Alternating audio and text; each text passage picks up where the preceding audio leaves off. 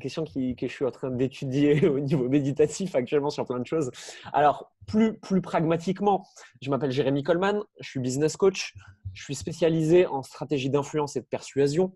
Donc, tout ce qui est trouver de meilleurs clients, mieux vendre, mieux communiquer, toutes ces choses-là. Je fais ça maintenant depuis 2 ans à peu près. Et avant ça, j'étais freelance en stratégie digitale. Avant ça, j'étais blogueur professionnel. Avant ça, j'ai passé 8 ans dans le milieu de la séduction et du dev perso. Et avant ça, je faisais des études. C'est déjà pas mal. Je pense que ce qui m'a amené à être entrepreneur, c'est très très simple. C'est que je suis un débile têtu. Je ne supporte pas la hiérarchie. Pour que quelqu'un me donne un ordre, il faut foncièrement que j'estime que cette personne est brillante, plus brillante que moi et qu'elle sache mieux que moi. Je suis pas trop con. En plus de ça, j'ai un gros ego, donc ça arrive pas si souvent que ça. Ce qui veut dire qu'être en entreprise et être le salarié de quelqu'un, c'était compliqué pour moi. Ça veut pas dire que les gens sont pas meilleurs que moi, hein. C'est ma perception. Sinon, je deviens con et je peux pas écouter ce que tu me dis. Donc, c'est pour ça que je vais pas aller dans le salariat parce que ça aurait été un carnage pour mes employeurs et pour moi-même et pour mes collègues et pour tout le monde, quoi. C'est le peu de stages que j'ai fait. Ça s'est pas hyper bien passé. Pourquoi je fais ce que je fais aujourd'hui de business coaching? Ça, c'est une question qui est bien plus vaste parce que ça se situe au niveau des blessures profondes. Moi, le déclencheur le plus important chez moi, c'est le besoin de reconnaissance. Pendant des années, j'ai ressenti ce besoin très fortement d'être reconnu pour ce que j'étais, pour ce que je faisais, un problème d'identité derrière. Et je voulais être apprécié à ma juste valeur, je voulais être assez bien. Donc, j'ai eu tendance toujours à en faire beaucoup. Et quand moi, avec les années, petit à petit, je suis sorti de ça. Je suis sorti, j'en suis pas complètement sorti, mais je travaille à en sortir de plus en plus. Mais je suis de plus en plus en paix avec moi-même. J'ai commencé à avoir ce besoin complètement viscéral d'empêcher des gens de ressentir ce que moi j'avais ressenti. Donc, ce sentiment de ne pas être assez bien, de ne pas être passé du freelancing qui ne m'apportait pas ça, mais qui payait bien, au coaching qui au début payait pas mieux du tout, hein, mais aujourd'hui si, mais qui surtout donne du sens à ce que je fais. Parce qu'aujourd'hui, je peux utiliser mon chemin personnel et ce que j'ai appris sur moi-même, sur mes blessures, sur mes émotions, sur qui je suis, sur comment je me comporte avec le monde extérieur. Je peux le transmettre à des gens qui en ont besoin et qui sont contents et qui sont demandeurs de ça. Et ça, pour moi, c'est hyper gratifiant au niveau émotionnel. J'ai l'impression de faire le bien. Si toutefois, on pourrait plus parler de bien et de mal, hein, parce que j'aime pas trop cette dichotomie, mais j'ai l'impression de servir à quelque chose dans mon référentiel à moi de valeur, à 200%. Parce qu'en fait, la question de sécurité, je ne me la suis jamais posée. J'ai la chance ou la malchance, ça dépend du point de vue, et je pense qu'il y a les deux, de venir d'une famille aisée. Donc, si tu veux, je n'ai jamais manqué de rien. Jamais. J'ai toujours eu de l'argent, j'ai toujours eu à manger, j'ai toujours eu des habits, je pouvais toujours partir en vacances, etc. Je n'ai pas ressenti ce manque à aucun moment. Je peux ressentir d'autres choses, mais ce n'est pas le propos ici. Donc, si tu veux, j'ai jamais eu cette insécurité financière. Je ne sais même pas ce qu'elle veut dire, moi. Dès le début, quand je suis rentré dans la vie professionnelle d'entrepreneur, au tout début, je ne gagnais pas d'argent. Mes parents m'ont dit « Ok, on te soutient, fais ce que tu aimes. Fais ce dont tu rêves. » Donc, en fait, si tu veux, j'ai été formaté complètement intellectuellement à me dire « Il n'y a aucune raison que tu manques de quoi que ce soit. » J'étais libre comme tout le monde, hein, mais je me suis senti moins libre. Et donc, aujourd'hui, c'est après ça que je cours. En fait, c'est une liberté extraordinaire que m'apporte mon métier. Et ce que je fais, c'est pouvoir faire ce que je veux, comme je veux, quand je veux, tout le temps. Et ça, je kiffe. En train d'être fait. Alors, ma vision à 5 ans, c'est un peu compliqué parce qu'à 5 ans, il y a tout qui est en train d'être structuré actuellement. Donc, franchement, enfin, c'est pour te dire un truc qui sera plus d'actualité dans 3 mois, ça sert à rien. Plutôt, on va dire, j'ai un objectif ultime de créer une fondation moi, pour les enfants, pour pouvoir aider des enfants à travers la planète. Je n'ai pas encore le détail de cette fondation, mais je pense que ça va me venir au fur et à mesure des années. Et je veux que cette fondation ait des moyens illimités. Donc, c'est pour ça que je fais ce que je fais aujourd'hui. C'est pour ça que je veux gagner beaucoup d'argent pour cette fondation.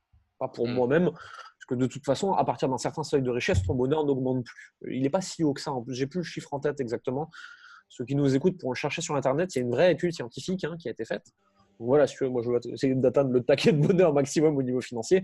Tout ce qui est au-dessus, je m'en fous. En fait, j'ai pas besoin d'être au-dessus d'un certain seuil. Du moment que je manque de rien. Par contre, effectivement, au niveau liberté, ça c'est très important pour moi. Je veux avoir une vie qui ne soit pas forcément, et encore une fois, c'est pas parce que je le veux que ce sera le cas, mais j'en veux la possibilité, ancrée géographiquement. Je ne veux pas habiter au même endroit toute l'année et ne pas pouvoir en partir autre que 3-4 semaines dans l'année. C'est une horreur pour moi, ça. C'est une prison. Ça peut être une prison super jolie, mais c'est une prison. Et donc, je veux être capable en fait de vivre dans plusieurs endroits à la fois, de bouger, de voyager, de voir d'autres endroits, de suivre le soleil, parce que j'ai pas envie de me les cailler par -15, mais aussi de suivre un peu moins le soleil quand il fait trop chaud, parce que 45 degrés pendant 6 mois, moi, je canne. Hein, c'est-à-dire que je bronze rouge, donc le soleil, Oui, c'est vrai.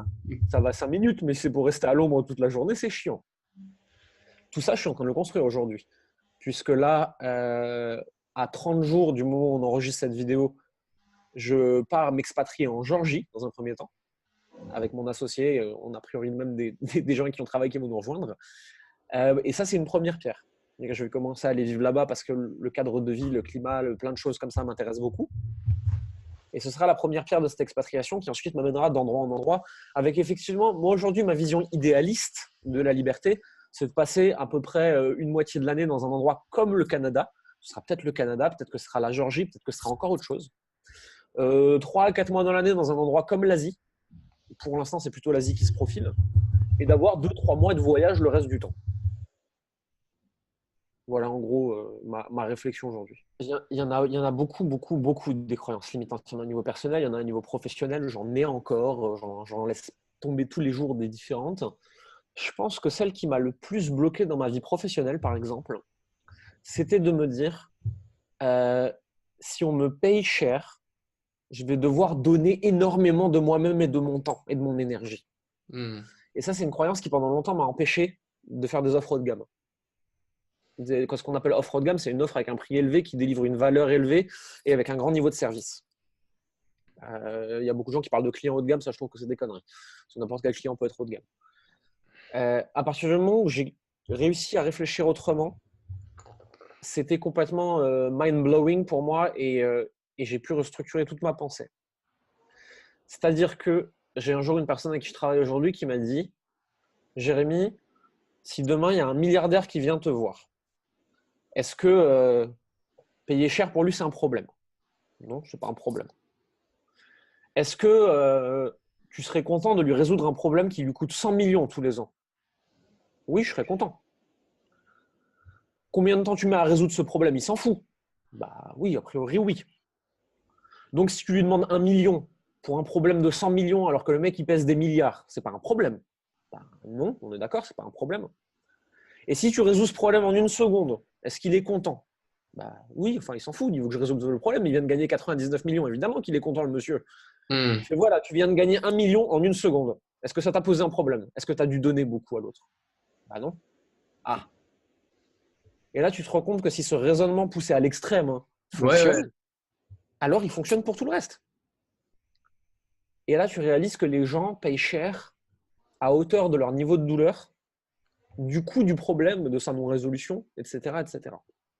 Et que du coup, je peux facturer très cher si les gens y trouvent beaucoup de valeur. Et ce n'est pas pour autant que je dois me rendre esclave de ce que je viens de vendre. Et ça a été en professionnel ma plus grosse croyance limitante qui a sauté. Et celle qui a été à l'origine d'une très grosse ascension professionnelle pour moi. D'accord. Ça, c'était complètement ouf. Et ça s'est connecté à mes croyances personnelles.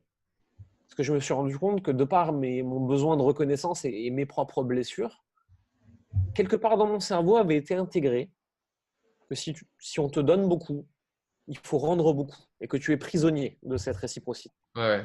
Quand j'ai réussi à casser cette croyance, en travaillant beaucoup dessus, en y réfléchissant, en essayant d'inventer des scénarios où c'était vrai, pas vrai, etc., je me suis rendu compte que je pouvais recevoir beaucoup, de l'argent, de l'amour, tout ce que tu veux, en fait, on s'en fout, hein, et que je n'avais aucune réciprocité obligatoire.